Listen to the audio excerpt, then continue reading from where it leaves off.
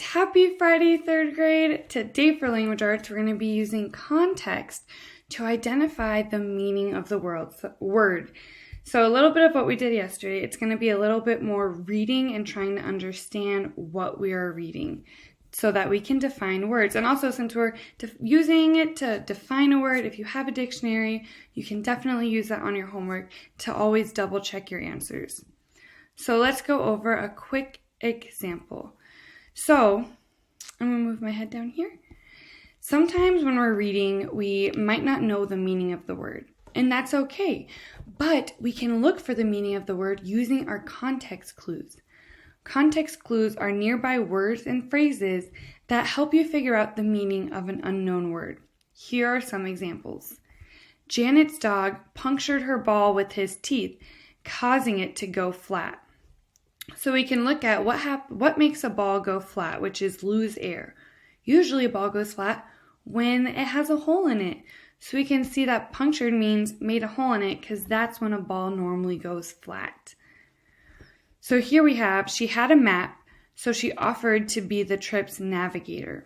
So we're looking here. So since she had a map, she can be the navigator. So how do those two things go together? Well, we can guess that a navigator is someone who is giving directions on a journey. So since she has a map, she's probably telling the driver where to turn, what way to go, and that would be the navigator. And another example. The guard closely monitored the building. He was on the lookout for anything that seemed out of place. So we want to know monitored, what does that mean? Well, when we look at the second sentence, we see what he's doing. He was on the lookout. He was making sure to keep a close eye on everything to see if anything was going to happen that shouldn't. So we can guess after he was on the lookout and what he was doing here, it means he was watching the building. He was looking at the building to see what's going on, keeping an eye on it. So now let's go over what our homework is going to be today. So again, we used our context clues in the sentences to help us figure out what is the meaning. So the first thing, of course, is we are going to read the passage and then answer the question. So Abraham Lincoln was President of the United States in the 1860s. He worked hard to hold the country together during the Civil War. Lincoln appears somber in many pictures taken when he was a president. But Lincoln actually had a great sense of fun and loved jokes. Sometimes he told funny stories to make an important point. Other times they were just for laughs. Some people didn't like his stories, but Lincoln said that making up the stories helped him think. So what is the meaning of somber as used in the passage? So we have silly, smart, tall, serious.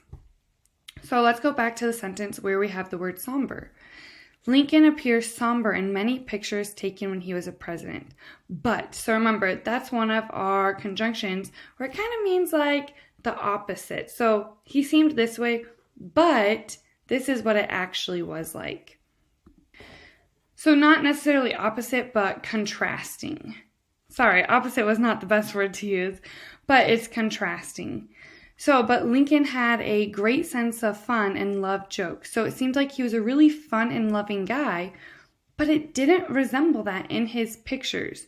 So we'd kind of want to look at the opposite, because it's contrasting, of fun and loved jokes. So the opposite of fun.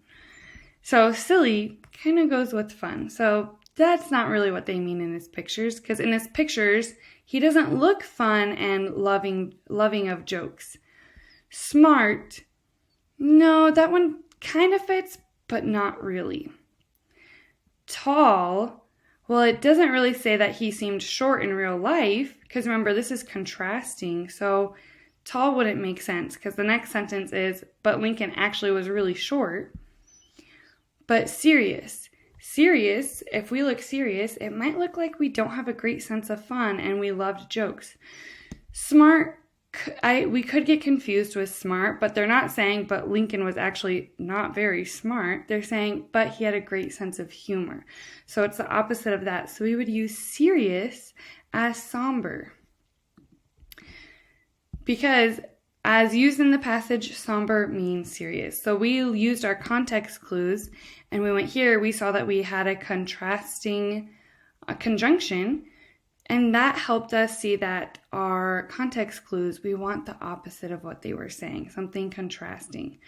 So make sure to take your time, really look at our context clues, and then also you can sub the word. So if I chose serious, I can read it in the sentence and see if it makes sense. Lincoln appears serious in many pictures taken when he was president, but Lincoln actually had a great sense of fun and loved jokes. So again, always to double check your answer, you can try each word in place of the word in bold and see which one goes with the flow of the paragraph and makes the most sense as well. And that's a great tool to always double check our answer. And again, if we have a dictionary, we can use that as well to always double check our answers. Have fun, and I will see you on Monday. Bye, third grade.